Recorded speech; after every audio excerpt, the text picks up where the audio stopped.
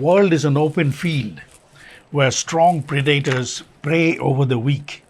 Since time immemorial, same game was being played throughout the human habitation. In the contemporary human society, predators have become highly sophisticated in their techniques of preying upon disunited and weak. It serves no purpose to condemn the predator and shed tears for the prey, but for the prey to realize that it's a crime to be weak. Prey may improve their quality of life. In this context, let us try to understand the dynamics of Indian society. 15th August is declared as Independence Day. On this day, geographical area of South Asia was politically divided and two nations, Pakistan and India, was created. Here is a clip that records the speech of British Viceroy on 15th August 1947. Listen carefully and note the subtitle. On this historic day, when India takes her place as a free and independent dominion in the British Commonwealth of Nations, I send you all my greetings and heartfelt wishes. Viceroy is introducing India as a dominion in the British Commonwealth. This occasion supposedly concluded 200 years of direct control over the subcontinent.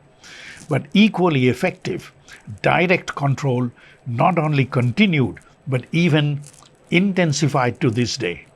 Here is an excerpt. In the 1600s, when the East India Company was established, Britain accounted for less than 2% of the world's GDP, while India accounted for almost a quarter of it. By the 18th century, Britain had become one of the most powerful empires in the world, while the prosperity of the Mughal Empire was fading fast. Britain relentlessly squeezed India for every last bit of resource for its own uses. In 1943, up to 4 million Bengalis starved to death, partly because their food was diverted towards British soldiers during World War II. Winston Churchill said the famine was their own fault for breeding like rabbits. She demonizes British and explains how they acquired power and wealth by pauperizing India. The anchor also refers to the famine of Bengal in 1943, when about 4 million people died of forced starvation. We are projecting two photos to reflect how that famine affected a given Indian family.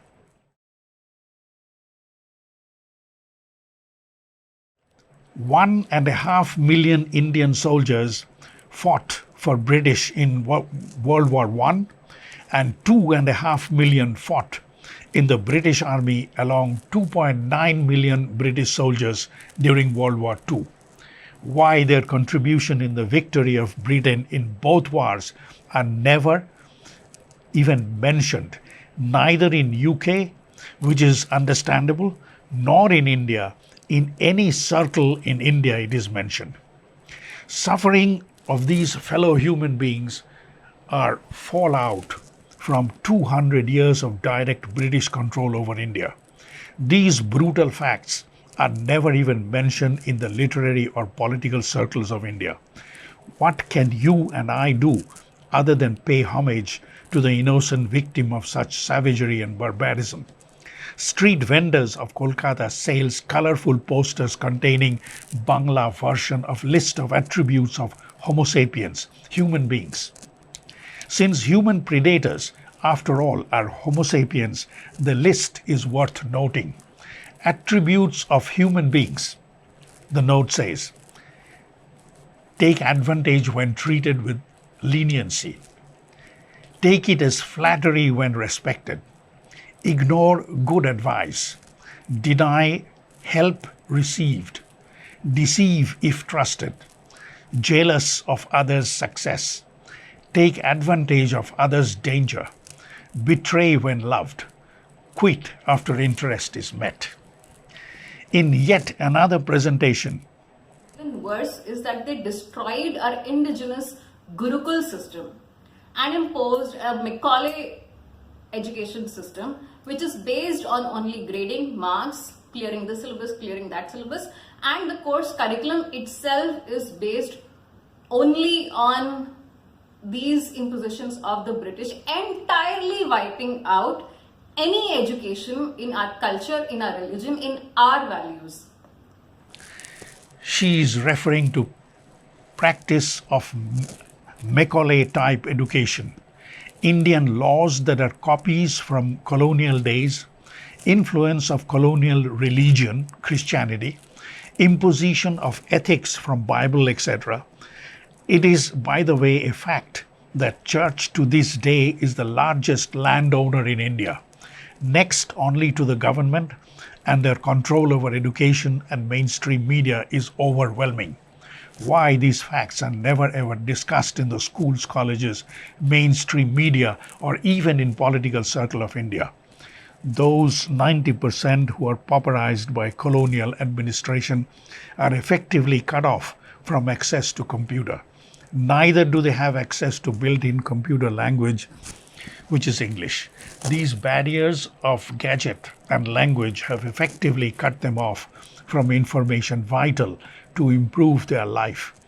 Why these facts, let alone discussed, are never even mentioned in any circle in India.